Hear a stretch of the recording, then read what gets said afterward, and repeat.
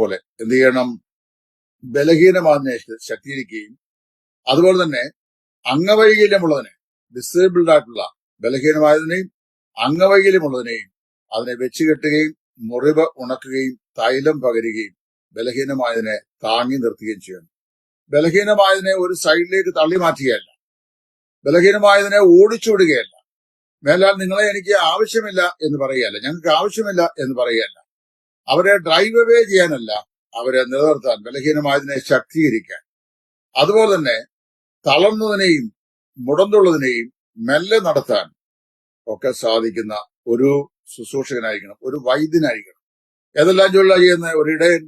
ചില ആടുകൾ തമ്മിൽ അന്യോന്യം കൊമ്പ് കോർക്കും, ചിലര് നെറ്റിക്ക് കൊമ്പ് തറയ്ക്കും, ചോര കുടിക്കും, വേദനിക്കും, ചിലത് കരഞ്ഞോണ്ട് നിൽക്കും. അങ്ങനെ നിൽക്കുമ്പോൾ ഇടയൻ ഈ മുറിവുള്ളതിനെ വെച്ചുകെട്ടുകയും തൈലം പകരുകയും ഒടിവുള്ളതിനെ വെച്ചുകെട്ടുകയും തള്ളയാടുകളെ മെല്ലെ നടത്തുകയും കുഞ്ഞുങ്ങളെ ചുമലിൽ വഹിക്കുകയും ചെയ്യണം. ഇതെല്ലാം ഒരു നല്ല ഇടയന്റെ ശുശ്രൂഷയുടെ പ്രത്യേകതകളാണ്. അത് ഒരു ഫിസീഷ്യനെ പോലെയാണ്, ഒരു വൈദ്യനെ പോലെയാണ്. ബലഹീനമായതിനെ ശക്തീകരിക്കുന്നു, അതുപോലെ തന്നെ അംഗവൈകല്യമുള്ളതിനെ, ക്ഷീണിതമായതിനെ അതിനെ ശരിയായ നിലയിൽ നടത്തുന്നു. 6, ഒരു അധ്യാപകനെ പോലെ എന്ത് ചെയ്യണം? യുവ സഹോദരന്മാരെ ദൈവത്തിന്റെ വചനത്തിൽ അഭ്യസിപ്പിക്കണം. തീത്തോസിന്റെ ലേഖനം 1-ാം അധ്യായത്തിന്റെ 9-ാം വാക്യം. നമ്മുടെ മിക്കവാറും ഉപദേഷ്ടാക്കന്മാരും ഉപദേശിമാരുമെല്ലാം മാനുഷികമായ വീക്ഷണത്തിൽ തട്ടിക്കൂട്ടിയ ബൈബിൾ കോളേജുകളിൽ പഠിച്ച് ഡിഗ്രി വാങ്ങി സുവിശേഷ വേലക്കാരോ അല്ലെങ്കിൽ ഉപദേഷ്ടാക്കന്മാരോ ആകുന്ന ആളുകളാണ്. എന്നോട് ചോദിച്ചു, അങ്ങനെയല്ലോ നിങ്ങളും പഠിച്ചിട്ടുള്ളത്? ശരിയാ, ഞാൻ പഠിച്ചിട്ടുണ്ട്. ഞാൻ പഠിച്ചിട്ടുണ്ടെങ്കിലും ഞാൻ പഠിച്ച് നിശ്ചയം പ്രാപിച്ച വചനം ദൈവവചനത്തോട് യോജിക്കുന്നതാണോ എന്ന് എല്ലായ്പ്പോഴും സൂക്ഷ്മ പരിശോധന ചെയ്ത് ബെരോവയിലെ വിശ്വാസികളെ പോലെ അത് താരതമ്യം ചെയ്ത് നോക്കിയിട്ട് വചനത്തോട് അത് നീതി പുലർത്തുന്ന അല്ലെങ്കിൽ പാടെ നിരാകരിച്ച് ദൈവവചനത്തോട് കൃത്യത പുലർത്തി വിശ്വാസ പുലർത്തിയാണ് ഇന്ന് വരെ ഞാൻ നിൽക്കുന്നത്. അപ്പൊ വാസ്തവത്തില് ഒരു പ്രാദേശിക സഭയാണ് വിശ്വാസികളുടെ ശരിയായ ബൈബിൾ സ്കൂൾ. അവിടെയാണ് അവർക്ക് ദൈവ വചനത്തിന്മേൽ അധ്യയനം ലഭിക്കേണ്ടത്. ഒരു അധ്യാപകനെ പോലെ എന്ത് ചെയ്യണം? ദൈവത്തിന്റെ വചനത്തിന്റെ സമസ്ത പാഠങ്ങളെയും ഒരു പ്രാദേശിക സഭയിൽ വിശ്വാസികളെ, പ്രത്യേകിച്ച് യുവാക്കന്മാരെ പഠിപ്പിക്കേണ്ട ജോലി ഇടയന്റെ ജോലിയാണ്. ഇനി 7-ാമത്തെ ജോലിയും അദ്ദേഹം ഒരു മാതൃകാ ജീവിതം നയിക്കുന്ന വ്യക്തിയായിരിക്കണം. പത്രോസിന്റെ 1-ാം ലേഖനം 5-ാം അധ്യായത്തിന്റെ 3-ാം വാക്യം. മാതൃകാ ജീവിതം. എന്താ ഈ മാതൃകാ ജീവിതം? പൗലോസ് പറഞ്ഞു, ഞാൻ ക്രിസ്തുവിന്റെ അനുകാരിയാകുന്ന പോലെ നിങ്ങളും എന്റെ അനുകാരികളാകും. നമ്മുടെ ഒക്കെ വ്യക്തിപരമായ ജീവിതത്തിലോ കുടുംബജീവിതത്തിലോ ഒക്കെ എന്തെങ്കിലുമൊക്കെ തകരാറുകളോ പ്രശ്നങ്ങളോ വന്നിട്ടുണ്ടെങ്കിൽ അതിനനുസരണമായി വിശ്വാസികളെ അതിനോട് ചേർന്ന് നിൽക്കാൻ പ്രോത്സാഹിപ്പിച്ചിട്ട് വചനത്തിന് വിരോധമായി നിന്ന് യുദ്ധം ചെയ്യുന്നവരായിട്ടല്ല ഇടയന്മാർ നിൽക്കേണ്ടത്. അവരെന്ത് ചെയ്യണം? മാതൃകയുള്ളവരായിരിക്കണം. എന്നെ അനുകരിക്കൂ എന്ന് പറയാൻ തക്കവണ്ണം നട്ടലും അതിനുള്ള കഴിവുമുള്ളവരായിരിക്കണം ഇടയന്മാർ. എന്നാ ഈ വേദഭാഗത്ത് വായിക്കുന്നത് പത്രോസിന്റെ 1-ാം ലേഖനം 5:3.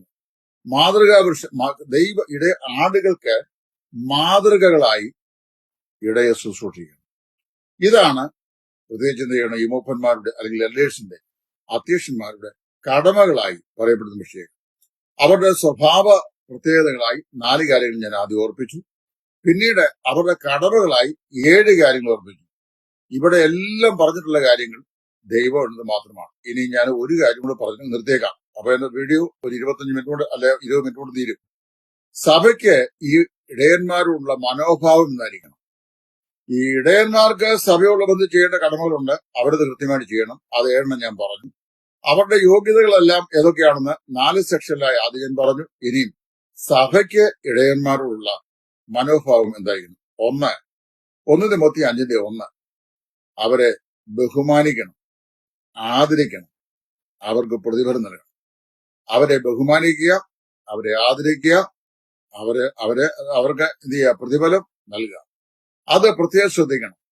ഇടയന്മാരും ശുശ്രൂഷകന്മാരുമായ ആളുകൾ പരസ്പരം സംബോധിതമായി എടാ വാടാ പോടാ, എന്നാടാ, താനാരടാ, താൻ എന്തടാ എന്നൊക്കെ നല്ല ചോദിക്കണം. എന്ത് ചെയ്യണം? അവിടെ സഹോദര പ്രീതി, വാത്സല്യം ഇത് ഉണ്ടാകണം. അവരെ ബഹുമാനിക്കണം. പ്രായം കുറഞ്ഞ ആളാണ് അധ്യക്ഷനെങ്കിൽ പോലും അവൻ ദൈവത്താൽ ആക്കപ്പെട്ട അധ്യക്ഷനായതുകൊണ്ട് അവനെ ബഹുമാനം കാണിക്കണം, ആദരവ് കാണിക്കണം, പ്രതിഫലം നൽകണം. തിമോത്തിയോസിന്റെ 1-ാം ലേഖനം 5-ാം അധ്യായത്തിന്റെ 1-ാം വാക്യം. 2, അവരെ കാരണം കൂടാതെ ഫത്സിക്കുകയോ ശാസിക്കരുത്. മൂത്തവനെ ഫത്സിക്കാതെ അപ്പനെ പോലെയും എന്നാണ് 1 തിമോത്തി 5 വായിക്കുന്നത്. അപ്പോ കാരണം കൂടാതെ ഫത്സിക്കരുത്. ഈ കാലഘട്ടത്തിന്റെ ഒരു പ്രത്യേകതയാണ് നിയമരാഹിത്യം.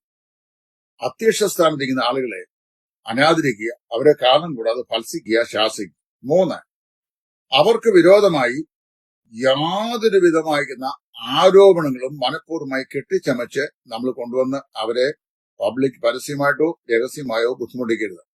2-3 സാക്ഷികളുടെ വാമൊഴിയല്ലാതെ ഒരു മൂപ്പന്റെ മേൽ, അധ്യക്ഷന് മേൽ യാതൊരു വിധമായ ആക്ഷനും എടുക്കാൻ പാടില്ല എന്ന് തിമോത്തിയോസിന്റെ 1-ാം ലേഖനം 5-ാം അധ്യായത്തിന്റെ 19-ാം വാക്യം പറഞ്ഞു. ഒരു സുവിശേഷകന്റെയും സഹപ്രവർത്തകരായ മൂപ്പന്റെയും ജീവിതത്തിൽ ഇത് ബാധകമാണ്. 2-3 സാക്ഷികളുടെ വാമൊഴിയാലല്ലാതെ യാതൊരു കാരണവശാലും ഒരു ആക്ഷൻ എടുക്കരുത്. കള്ളസാക്ഷി ആരെങ്കിലും പറയുന്നെങ്കിൽ ദൈവം അവനുമായിട്ട് ഏർപ്പെട്ടുള്ളൂ. കാരണം ദൈവത്തിന്റെ കോടതിയുടെ മുമ്പാകെയാണല്ലോ നിൽക്കുന്നത്. അത് ചെയ്യാൻ പാടില്ല. 4, അവരെ ഓർക്കുകയും അവരെ കൈക്കൊള്ളുകയും അവരെ അനുസരിക്കുകയും ചെയ്യണം. എബ്രായലേഖനം 13-ാം അധ്യായത്തിന്റെ 4-ാം വാക്യം. ഗലാത്യർ 6:6, 1 തിമോത്തി 5:17 ഈ വാക്യങ്ങളിലെല്ലാം അങ്ങനെ നമ്മൾ വായിക്കുന്നു. സഭ ദൈവത്തിന്റെ ആട്ടിൻകൂട്ടമാണ്. ആ ദൈവത്തിന്റെ ആട്ടിൻകൂട്ടത്തിന്റെ ശുശ്രൂഷിക്കാൻ, അതിനെ മേയ്പാൻ ദൈവത്താൽ ആക്കി വെക്കപ്പെട്ട ശുശ്രൂഷകന്മാരാണ് അധ്യക്ഷന്മാർ. അല്ലാതെ UN അസംബ്ലിയുടെ സ്റ്റേറ്റ് ജനറൽ സെക്രട്ടറിയുടെ പവർ കാണിക്കേണ്ട ആളുകൾ അല്ല. അബദ്ധവശാൽ നമ്മുടെ സഭകളിൽ പല സ്ഥലങ്ങളിലും മൂപ്പൻ എന്ന് പറയുന്ന ഒരു ശുശ്രൂഷ എന്നതിനേക്കാൾ ഏതോ ഒരു വലിയ അധികാരത്തിന്റെ പദവിയാണെന്ന് തെറ്റിദ്ധരിക്കുന്ന ധാരാളം ആളുകളുണ്ട്. അവരങ്ങനെ അധികാരത്തിന്റെ പരമാധികാരത്തിന്റെ പ്രത്യക്ഷമായ അടയാളങ്ങളല്ല. അവർ ദൈവജനത്തിന്റെ ഇടയിൽ ശുശ്രൂഷ ചെയ്യുന്ന ഇടയന്മാരാണ്, ശുശ്രൂഷകന്മാരാണ്. അവർ കണക്ക് ബോധിപ്പിക്കേണ്ടവരാണ്. തങ്ങളുടെ വിചാരണയിലുള്ള ആട്ടിൻകൂട്ടത്തെ കുറിച്ച് കണക്ക് കൊടുക്കേണ്ടവരാണ്. ആരോട്? ഇടയശ്രേഷ്ഠൻ. ഇടയശ്രേഷ്ഠന് കണക്ക് കൊടുക്കേണ്ടവരായതുകൊണ്ട് അവരെന്ത് ചെയ്യണം? അവരാ നിലയിൽ വർദ്ധിക്കണം. ഒരു സഭയിൽ ഒന്നിലധികം ഇടയന്മാരുണ്ട്. ആ ഇടയന്മാരിൽ പത്രോസിന്റെ ലേഖനത്തിൽ പത്രോസ് തന്നെ കുറിച്ച് പറയുന്നത്, നിങ്ങളുടെ ഇടയിൽ ഒരു കൂട്ടുമൂപ്പനായ ഞാൻ എന്നാണ്. ചീഫ് മൂപ്പൻ എന്നല്ല. ചീഫ് മൂപ്പൻ ഒരു മൂപ്പൻ ഇല്ല. ഒരു സ്ഥലസഭയിൽ 4 അല്ലെങ്കിൽ ആ സഭയുടെ വലിപ്പം അനുസരിച്ച്, അല്ലെങ്കിൽ അവിടുത്തെ ശുശ്രൂഷയുടെ വലിപ്പം അനുസരിച്ച് 2, 3 ഒന്നിലധികം മൾട്ടിപ്പിൾ നമ്പറിലാണ് നമ്മൾ പഠിപ്പിക്കുകയും വിശ്വസിക്കുന്നത്. ഒന്നിലധികം മൂപ്പന്മാരുണ്ടായിരിക്കണം, അല്ലെങ്കിൽ അധ്യക്ഷന്മാരുണ്ടായിരിക്കണം. അടുത്ത സമയത്ത് ഒരു പ്രാദേശിക സ്ഥലസഭയിലുള്ള ഒരു ഇഷ്യൂ കൈകാര്യം ചെയ്തോട് ബന്ധപ്പെട്ട് എന്നോട് ഒരാൾ വിളിച്ചൊരു ചോദ്യം ചോദിച്ചപ്പോൾ അവിടെയുള്ള കുട്ടികൾ അടക്കമുള്ള മെമ്പേഴ്സ് 30 പേര്, അതായത് കുഞ്ഞുങ്ങൾ ഉൾപ്പെടെയുള്ള സഭാംഗം 30 പേര്, മൂപ്പന്മാരുടെ എണ്ണം 8. എന്താണ് ഇതിന്റെ ഉദ്ദേശം? ഞാൻ അവിടെ ചോദിച്ചു, എന്താ ഇവര് പ്രത്യേക ഇല്ല, അത് അവരുടെ അധികാര കസേര എന്ന് മാത്രമേ ഉള്ളൂ. അതല്ല, ആടുകളുടെ മേൽ കർത്തൃത്വം നടത്തുന്നവരായിട്ടല്ല, ആടുകൾക്ക് ശുശ്രൂഷിക്കുന്ന ഇടയന്മാരായിട്ടത്രേ അവർ ശുശ്രൂഷ ചെയ്യണം.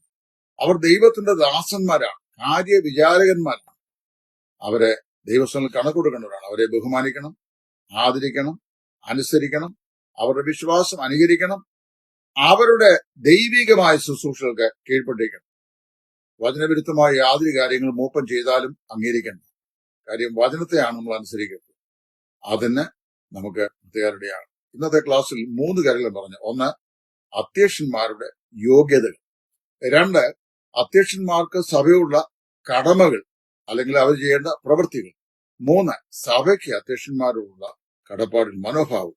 ഇത് 3 തിമോത്തിയോസിന്റെ 1-ാം ലേഖനം അതിന്റെ 3-ാം അധ്യായത്തിന്റെ 1 മുതൽ 7 വരെയുള്ള വാക്കിൽ നിന്നും, തീത്തോസ് ലേഖനം 1-ന്റെ 6 മുതൽ 9 വരെയുള്ള വാക്കിൽ നിന്നും, പത്രോസിന്റെ 1-ാം ലേഖനം 5-ാം അധ്യായത്തിൽ നിന്നുമാണ് ഞാൻ പറഞ്ഞത്. നിങ്ങൾക്ക് ഇത് പ്രയോജനപ്പെടുമെന്ന് കർത്താവിൽ ഞാൻ വിശ്വസിക്കുന്നു. ഈ വചനത്തെ നിങ്ങൾ പിന്തുടരുക. ദൈവ വചനത്തിൽ മാത്രം ഉറച്ചു നിൽക്കുക. വചനപ്രകാരം മാത്രം മുമ്പോട്ട് പോവുക. അതിനാവശ്യമായത് ആത്മധൈര്യമാണ്. ഇത് പഠിപ്പിക്കുക, ഉപദേശിക്കുക, മറ്റുള്ളവരെ ബോധ്യപ്പെടുത്തുക. നമ്മളെ തന്നെ നമുക്ക് ദൈവം തന്നിരിക്കുന്ന ശുശ്രൂഷയുടെ